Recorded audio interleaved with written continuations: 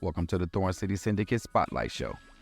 In this episode, Keevin Collier, from NODR to his kids' Smooth Collective clothing line.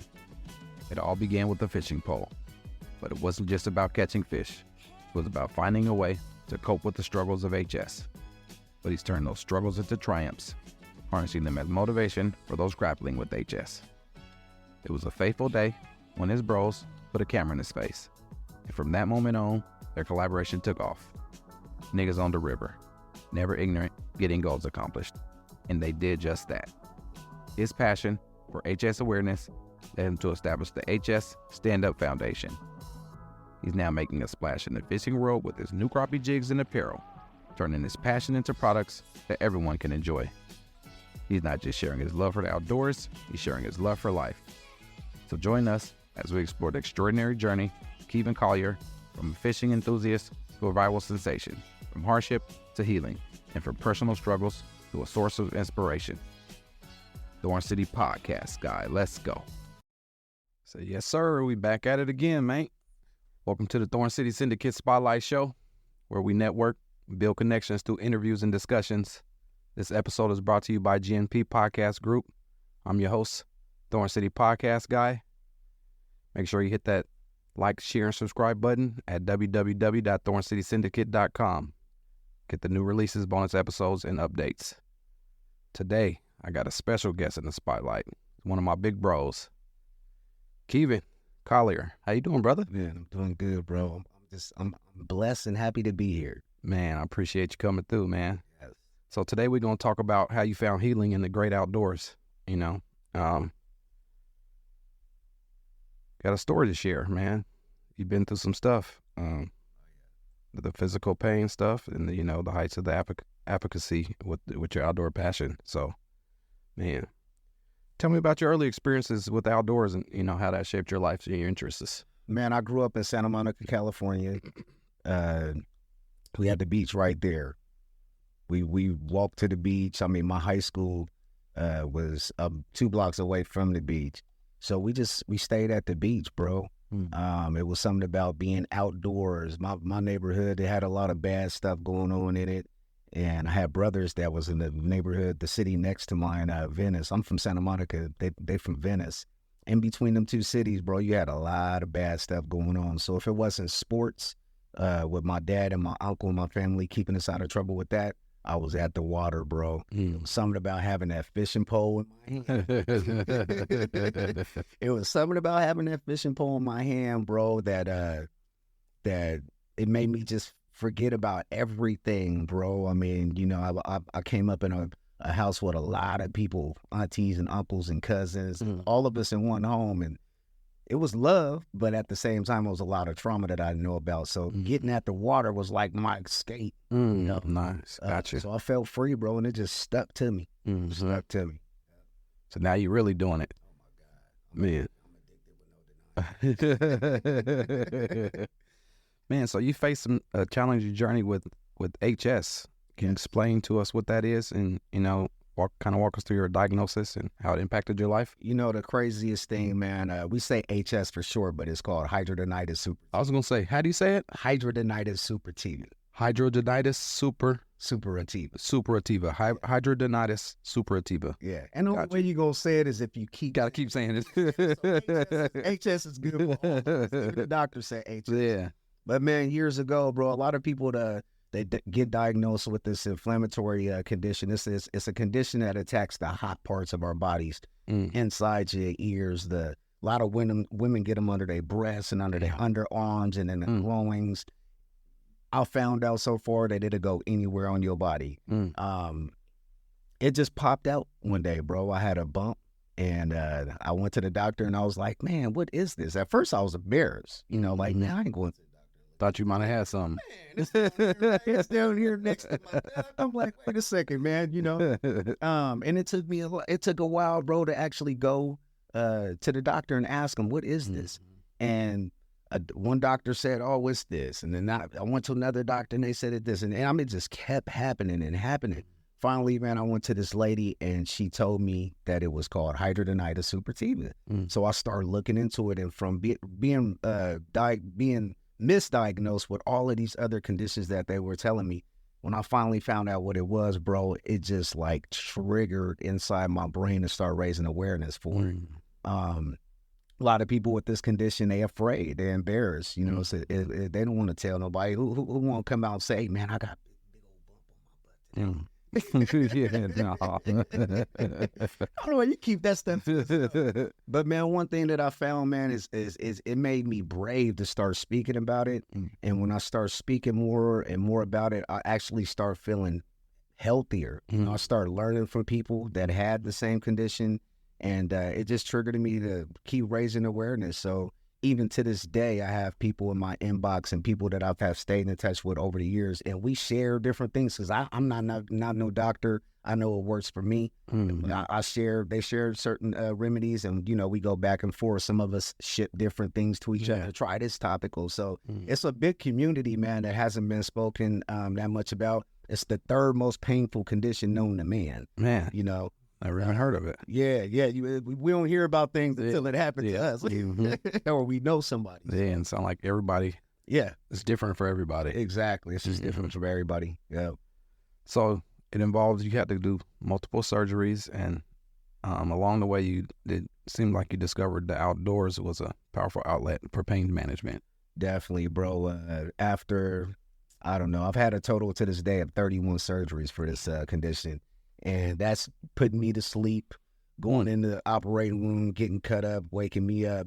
I've had over 85. I stopped counting INDs, and that's when when I go to the doctor and I'm awake, and he's sticking me in the ear with a needle or wherever the spot is, and cutting some stuff out, you know, cutting me open. So after doing that, bro, and they kept giving me all these pain meds. I mean, it was opiates and opiates and opiates. And after a while, bro, I start, you know, kind of having a whole lot of mental problems. Was getting angry and getting emotional, and you know, from these opiates. And I slowly stopped taking them, man. And at one point, I had a doctor that was giving me 30 milligram oxycodones a month. And I sit back and I look at that now, and I'm like, who gives a patient 30 milligrams oxycodones to take, bro? So I thought they was trying to kill me, man. So I started going back in the outdoors, and I noticed that the more I was in the outdoors, it didn't even have to be fishing, just walking. Nature walks, hikes, sitting by the water, it made me feel good. So you put a fishing pole in my hand with that, it's a wrap. Or a shotgun, out hunting too. So it's everything outdoors with me, bro. That's just, it's therapy, bro. I think everybody need that. The nature. Definitely. Nature is, yes. People live off the nature. They say the medicines that the people is giving us, you can find it somewhere out there. It's growing. It's just growing. You just got to know what to look for. Exactly. Yeah. A lot of it had to do with just air. A lot of people don't even get out and smell fresh air. Just go smell some fresh air. And Oregon got good air too. You go down south and you come back and you be like, ooh, or LA somewhere where it's bad. Yeah, you can tell the difference. Seem like the air just stains. So you're involved in several projects. You got the Crappie Life, NODR, the Smooth Collective. Tell me about some of those ventures. Smooth Collective is my kids. Okay. Yeah, you got the early entrepreneurs. You get them started early. My kids, through the whole entire journey, my kids, they come up with these things that they want to do. They want to do. We buy the machines and they just go. One thing I'm loving about my kids is that they actually do it. They actually do it. Putting the time in. Smooth Collective is a clothing line. Okay. They make their own clothes, and I mean, they got embroidery machines, they got the heat presses, the hats, everything, the top to bottom got these guys got. Everybody here local, and I love them, of course, because they my kids and whatever. But any kids like them that I seen that's out there pressing and then just keep going, because you already know being an entrepreneur is very hard. Oh, it's tough, and they work at regular jobs. Taking their time and going and putting that work in. So that's what it takes. Collective, everything. They made this. Everything I wear, my kids make. Yeah, we keep it right there in house, and I mean they're gonna be one of those brands it's just gonna pop out one day, and everybody gonna think it was. Yeah, just like that. So you got the personal designers and stylists over there. Everything we do in house. Everything. If I need a logo, I got kids that's artists. If I need a shirt made, hat made, anything, they gonna look at me crazy. I'll go to top. Yeah, hold on, pops. No, fam. Yeah, collective. Man. NODR, man. My brother, me and my brother Deshaun Berry. Well, I'm gonna talk about him in a second too. But when we were growing up in Santa Monica, he was one of those kids that was going fishing with me, tagging right there. I mean, I kicked him back a whole lot of times because he is my little brother, whatever. He can't go, bro. Can't go. When it came down to fishing, bro was right there, and we always watched shows coming up, man, of these fishing shows, and we had a dream, like, man, one day we're gonna be, big on this fishing show, yeah, and did it. Our dream at that time, it capped out to we gonna write a letter to BET, right? Remember BET was back then? Everybody know how BET was back then.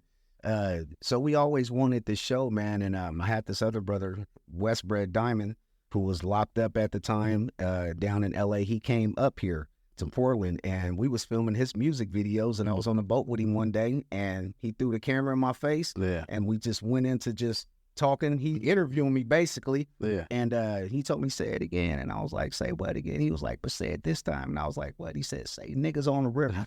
Me and my brother Deshaun came up with Bangler's TV. Right? So it was either Bangler's TV or niggas on the river. So we went with niggas on the river, but it stood for something. Never ignorant, getting goals accomplished. And we still pressing the line, bro. We're not your average influencer that's going to be on YouTube all the time. When me and my brother feel like we want to go film an episode and we on the boat, it's not planned. We just got the cameras and we just got the cameras and roller. Yeah, definitely. Oh, yeah, that's tight, man.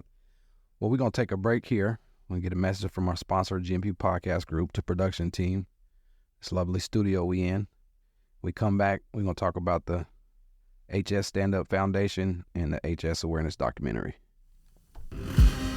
Discover GMP Podcast Group Studios, located at 2406 East Burnside Street in Portland, Oregon, offering a range of podcasting packages to suit your needs, starting at just $49 per hour for your basic setup, featuring a Rodecaster Pro audio console and SM7B microphones, as well as options complete with camera operator and audio engineer expertise. Elevate your podcasting with multi-camera recording, plus we capture behind-the-scenes shots within the studio. Visit us at www.gmpodcastgroup.com and let GMP Podcast Studios be where your podcasting journey begins. This syndicate lyricist exists. Don't blink one eye, baby, you just might miss. History in the making from the making of this. Third, I guess it's welcome back to these words. So I'ma come well like welcome back words for sure. Welcome back to the Spotlight Show. I'm your host, Thorn City Podcast guy. Got my guy Crappie in the building. Man, I appreciate you coming through, man. It's the Spotlight Show. And I started this, like I said, to help me network. It's about networking and power of networking and forming strategic alliances. And so kind of helps me come out of my shell a little bit, get in front of the mic and the camera, which I didn't want to do. But from the feedback I'm getting, they tell me I'm pretty good at it. So I'm going to keep running with it and, see what happens. Thing, bro. Like, I don't care what nobody say. Hey, look, ain't nobody gonna say nothing bad first, bro. Like, I didn't watch a few podcasts so far, bro, and I watched yours. I say, you know what? This is him. Yes, me. This you. All that radio podcast. I was like, this him. I'm happy you found what was working for you, bro. Yep, this is it. And it was timing's everything, they say, and it was the right time for me to do it. I got to sit back and help other people start their podcasts and try and tell them you should do it this way, you should do it that way. Some people listen, some people don't. But I listen to myself. So I'm doing it the way I've been trying to tell everybody to do it. And so kind of give them a template when they watch my show and see, okay, we should probably structure it like this. And, So, yeah, that's where we at, man. It's the Spotlight Show. I'm loving it. Yeah, this the Spotlight building hope. Building. We ain't just in this little room, y'all. Let me tell you, first of all, outside there, you need to take us out there and give y'all a tour out there. I mean, this is the Spotlight building. Yeah, yes, sir. Love it, bro. All right, I appreciate it, man. We put a lot of hard work in here. What they call it, sweat equity. Man, we got billions of dollars worth of sweat equity going on around here. It shows. Oh, man. But, yeah, tell me about the HS Stand-Up Foundation. Man, you know, like I said, I was raising awareness, and I was doing it the wrong way, man. I had a lot of my surgeries up at OHSU, the Health Science University up here. And what I was doing is I was making these big old signs and just putting them up on a building, and they was kicking me out, bro. They was like, "You gotta leave the property," woo, woo, woo, right? So a doctor heard of it. One of my doctors, it was actually a surgeon. He heard. He was like, "Listen, you're doing it the wrong way. They know that you're coming. They taking your signs down. They ain't even stand up on them." And he took me off of a corner, bro. I used to go out there and just stand up. I found out, okay, I'm legal here. Let me stand up and tell these people what HS is about. And I got so many pictures from a long time ago holding up these signs, bro. But he told me, "Yeah, you got to get a nonprofit organization." And I was like, "What is that?" You know, he was like, "You got to do it like this." And he kind of like showed me a little bit, you know. Gave you some game. Right. Yeah. This how you do it, you know. And I was never into it for the money at all. You know, a lot of nonprofits get a lot of money, bro. I ain't never had no money given to me or anything like that. It's just been strictly for the people of raising awareness. My foundation is just, I mean, that's all it is. It's just helping people. Never really went out there and done the big foundation things. I've had a couple of foundation concerts here locally in the city with bands come out and they pass some money, you know, a little bops around and got some money, but we give it right back to the people that need it. And it led me into doing a movie called Crappie, Killa the movie. And basically what that movie was showing people that, hey, this guy that y'all like so much that's fishing and entertaining, he actually deal with something. We got a real story to tell. Right. So we wanted to show him, man. I asked the one of the executives at that time, "Hey, you know, I want to show these pictures of my scars." It was a thing. They didn't want me to show them.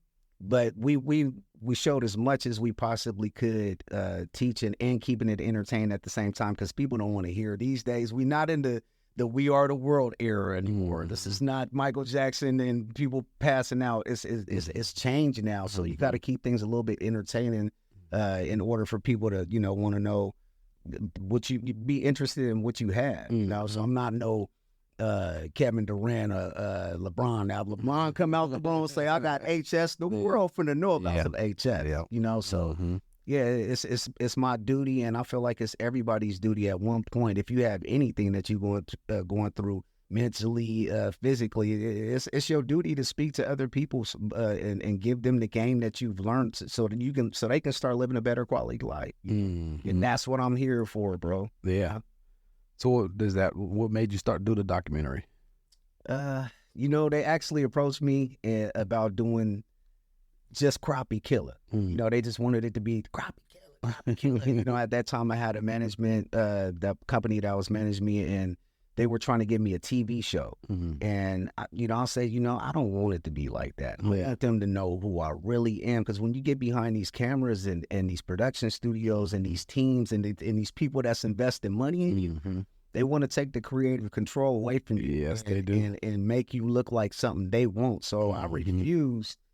I refused the way that they wanted to do it by owning my own movie. I said, all right, this is the way y'all want to do it. Y'all was going to do it like this. We're going to pay for my own movie and we're going to do it like this. Do it how we want. So yeah, I wanted people to know about it, man. And, you know, like I said, some scenes got deleted or whatever, but you know, I think people get the picture a little bit of what I go through. A little bit. Yeah. Then something happened with Amazon. We'll see. That goes back to the management. Yeah, I was at the management. It goes back to the management thing, bro. You know, I looked at my movie, man. You know, I respect everybody in the game that I learned from. Everybody that I worked with at those times were, you know, at that phase in their life. Everybody, you know, we all out for ourselves in some type of way, which we're supposed to be. But when it comes down to this entertainment stuff, man, it is a different beast. Beast, yeah. I get approached by so many different companies about filming this and being being on shows or whatever, bro. And I turn them down because I know exactly what's going to happen. What they trying to do. The movie was on Amazon Prime. It's actually going to be back on Amazon and so many other different platforms. But what I'm doing now is I'm actually adding something to my movie, and it's going to be me sitting. And I'm going to tell you, It's going to be me sitting in a room talking about my movie, talking like, you know, just that sit down part, that interview that was missing from my movie. They don't get it, man. So, I mean, we're going to put it back out there, but I want it to be more informative for the people. Yeah. So during the filming process of the documentary, were there any particularly memorable or impactful moments or stories? You know what, bro? My partner Slink Johnson, bro, Black Jesus. Black Jesus. He comes up, man. Shout out to that guy, man. He worked, man. This dude works so hard, and he does so much that people don't even know. I've been friends with him, man. Met him through NODR. He came out and did a episode with us, and we just stayed tight, man. I had him come up and do the voiceover, and he came and brought his Jesus, bro. And one of the funniest things of that movie, bro, was on MLK over at Keys Loaded Kitchen, and I ain't never seen this many people stop in their cars. They seemed like Jesus. Look, shout out to you, Slink. He took like half. He made us late for our next shoot because there was so much going on, man. So that was like one of the most memorable. And then when we shot our video, I was able to have my son, Zaypar, that's what he called himself, Isaiah is his name. I was able to have him and a friend of mine, Sleep from Old Dominion, shoot a video called Crappie, Killa. Crappie, Killa. Yeah, it was tight. Actually got in the studio, made the song. Yeah, it was tight. Yeah, that was my first little, cameo. I was like, okay, this is cool. So, yeah, just because my son was on the boat with me and he made the song, and my cousin, it was all a family thing, man. And so, yeah, that was probably one of the most memorable parts too, bro. Yeah, that's tight, man. Yeah, that's real tight. We're going to take one more break here. We got another sponsor, Thorn City Syndicate, the management team. If you're listening to this episode, you ain't checked out episode 1, go check it out. You get the backstory of how it all started with me. But when we come back, we're going to talk about your giving back to the outdoor community and how you became a viral sensation. Introducing Thorn City Syndicate Management, your solution for brand management, social media promotions, digital content distribution, and podcast production. From shaping engaging content that resonates with your audience to amplifying your brand's reach through podcasting, we're your partners in driving success. We offer free strategy sessions and leverage our recording studio and personalized strategies to establish an online presence. Your brand's journey to the top starts with Thorn City Syndicate Management, where innovation meets results. Contact us now at www.thorncitysyndicate.com to embark on the future path of transforming your brand's future. This syndicate lyricist exists. Don't blink one eye, baby, you just might miss. History in the making from the making of this. Third, I guess it's welcome back to these words. So I'ma come well like welcome back words for sure. Welcome back to the Thorn City Syndicate Spotlight Show. Got my brick bow in the building, man. It's a long time coming, but we finally made it happen. Yes. So yeah, I appreciate you coming through again. But they say from fishing enthusiast to viral sensation, fishing is a significant part of your life. What led to the creation of the viral fishing comedy YouTube series? And tell me how that started and came about.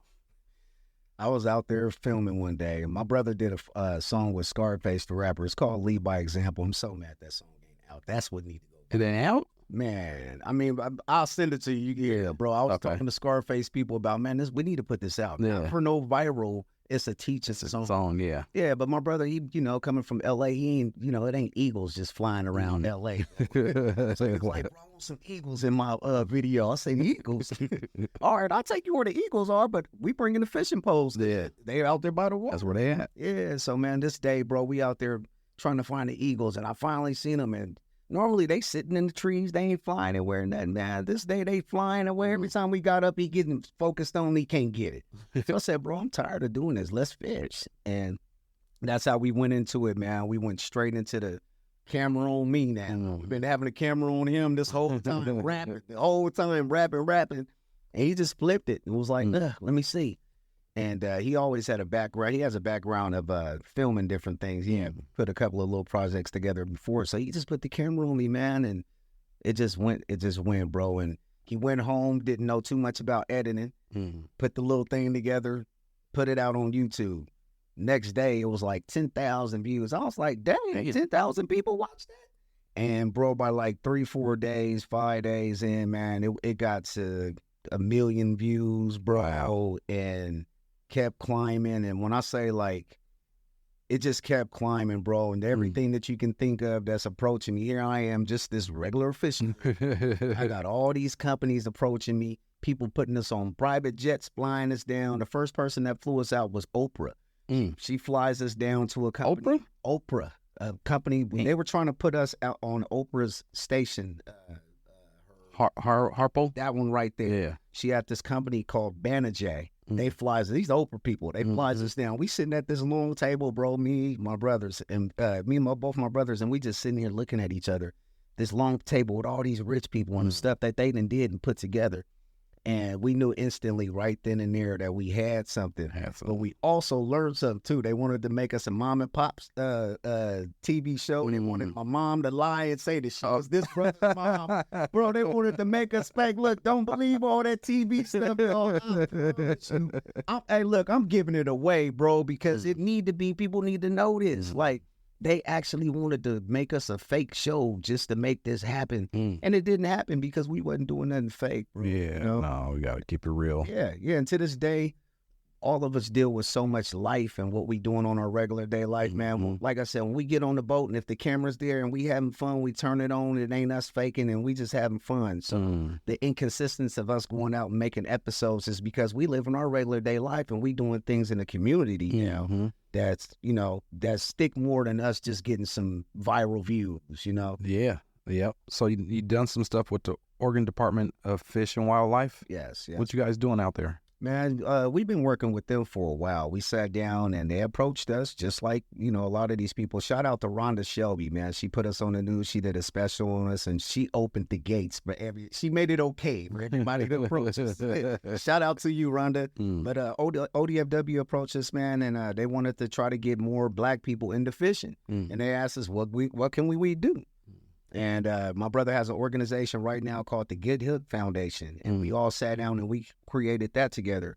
We had the biggest turnout at Blue Lake. They said the state, but we only here in Portland. Yeah. They said we had the biggest turnout that for families with kids coming out. We had over 800 and something people show up for fishing. Right. The episode is on NODR. You can go watch that on NODR YouTube. But, man, we just do projects like that with them, Stop Fish.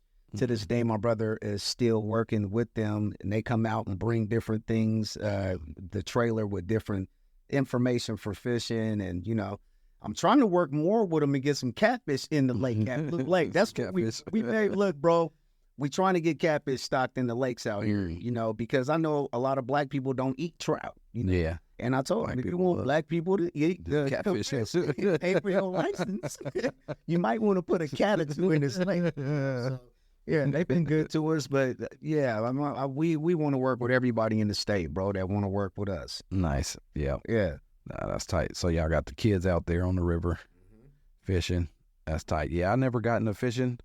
I fished a couple times. What I don't like doing, I don't like standing on the bank fishing. I learned. I fished on the boat, and I was like, okay, this is a little better. We can, fish here, move spots. Right. And then I don't like fucking with the worms. Bro, you come fishing with me, bro.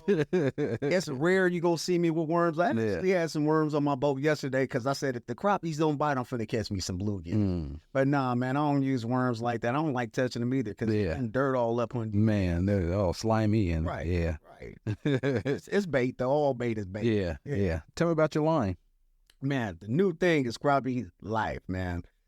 It's been my dream to always have my own product. I'm sitting back and I'm watching all these guys, these infomercial fishermen on TV. They got all these brands on. And I say, you know what? I'm not going to be like them. You can't come sign me up with your product right now. I do not want your, you can sponsor and throw some things and help us along the way. But man, everything that I wanted to do in the outdoor industry has been ours, like the kids making the shirts. They logo on it. Us explaining who we are. I got some new crappie jigs, man. I actually had a guy in Alabama who was giving up his company, and all he liked to do was make jigs. He didn't know how to sell them. He just wanted to make them. This is hobby. So he approached me and said, "Hey, man, look, try some of these." I tried them. I said, "Bro, don't give up them jigs. Yeah, you give them to me." And we gonna work something out. So I actually made this dude pumped again, bro. So we made an agreement to where I own half of the company now. Okay. So I own half of the company. You own half of my passion is this, your passion is that. this. Yeah, we come And together. We came together, man. That's how you do it.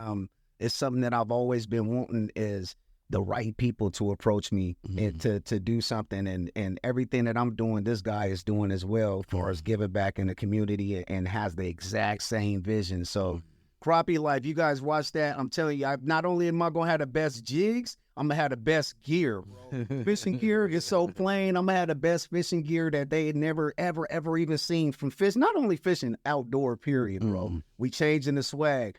I'm going to be the first one with 2 Chainz and Kanye and all them wearing our fishing gear. Right. Yes. When it's coming?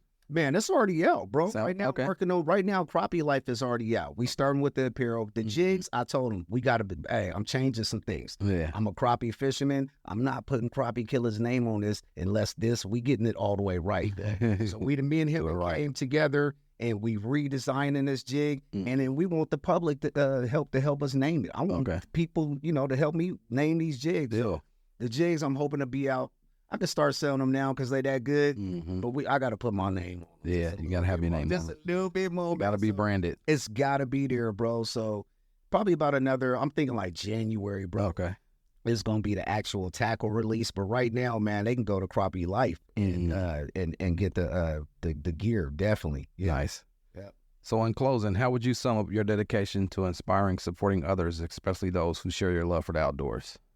Man, I think it's going to take all of us, bro. Honestly, I think, a lot of the organizations and a lot of the money that the government gives to these organizations out here is for kids, right? And that's beautiful. We want to help the kids. They the easiest to train, right? They'll listen.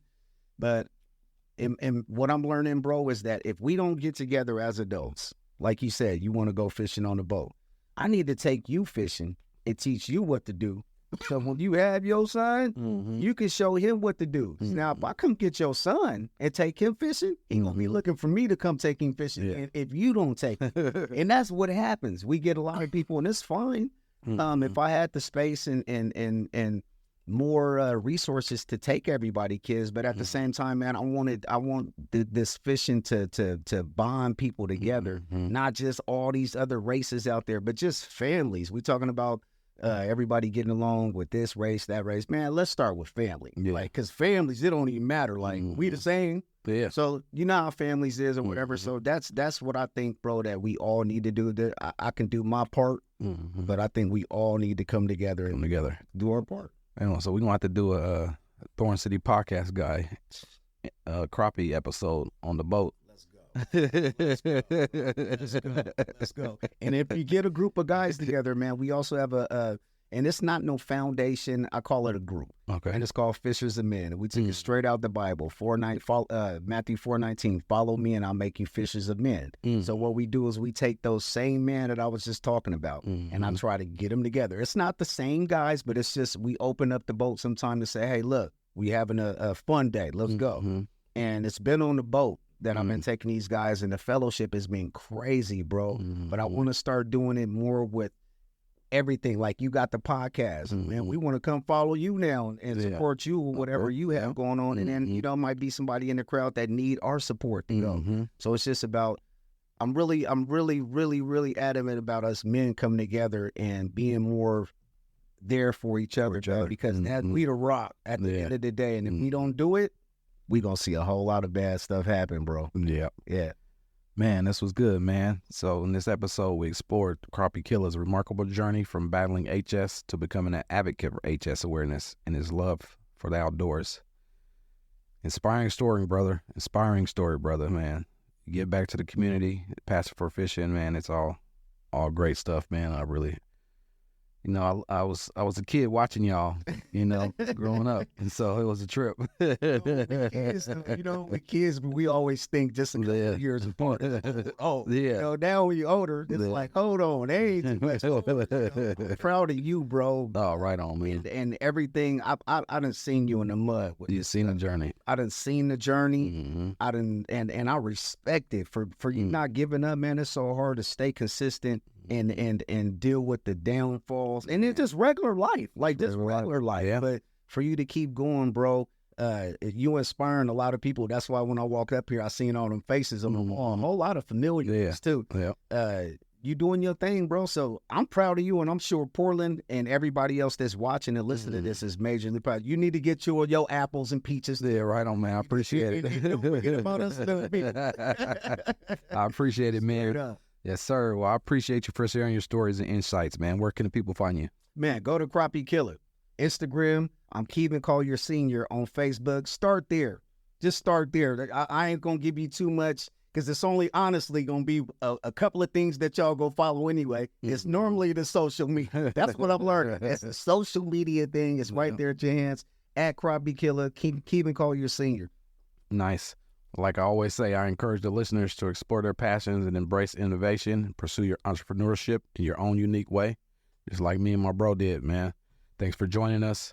Explore the power of networking and find inspiration by following me at Thorn City Podcast Guy for the updates, exclusive behind-the-scenes content, and to join the conversation today. Stay tuned for upcoming episodes of the Thorn City Syndicate Spotlight Show as we continue to highlight individuals, businesses, brands, and podcasters. Thorn City Podcast Guy. Holla at your boy. Thorn City, baby. This is my show, bro. You don't even understand. I know what's the feel. I'm like, okay. Yeah. Next. Yeah. This is my show, by the way. Straight up, bro. Appreciate it. Major support. Yes, sir. Right on. Your boy. What man? What power? Hoodoo. I appreciate y'all tuning in to another episode of the Thorn City Syndicate Spotlight Show, where we network and build connections, interviews, and discussions. Until next time, I like your boy, Thorn City Podcast Guy. I'm out. You remind me of a man.